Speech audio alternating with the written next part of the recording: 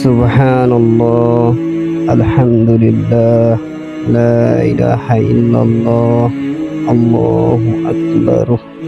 শবে কদর বা লাইলাতুল কদর হলো রমজান মাসের শেষ দশকের বেজোর রাতগুলোর মধ্যে অন্যতম এক পবিত্র রাত, যেমন 21, 23, 25, 27 ও 29তম রাত, যে রাত হাজার মাসের চেয়েও উত্তম। এই রাতে পবিত্র কোরআন নাজিল হয়েছে।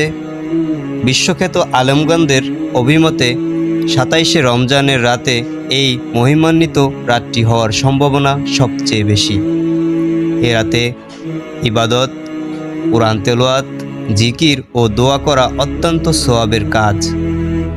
শবে কদর একটি ফার্সি শব্দ, যার অর্থ মর্যাদাপূর্ণ রাত। আরবিতে একে লাইলাতুল কদর বা কদরের রাত বলা হয়। রমজান মাসের শেষ দশকের বেজোর রাতগুলোর মধ্যে এই রাতটিকে খোঁজা সুন্নত। তবে 27শে রমজানের রাত এটি হওয়ার সম্ভাবনা সবচেয়ে বেশি। হাদিস অনুযায়ী শবে কদর রাতটি খুব বেশি গরম বা ঠান্ডা হয় না, বরং শান্তিদায়ক আবহাওয়া থাকে, আকাশ পরিষ্কার থাকে এবং পরদিন সকালে মৃদু উজ্জ্বল সূর্য উদয় হয়।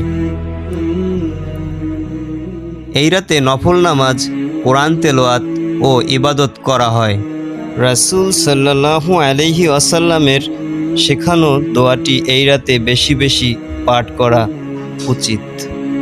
দোয়াটি হলো বিসমিল্লাহির রহমানির রহিম, আল্লাহুম্মা ইন্নাকা আফুউন তুহিব্বুল আফওয়া ফাফু আন্নি।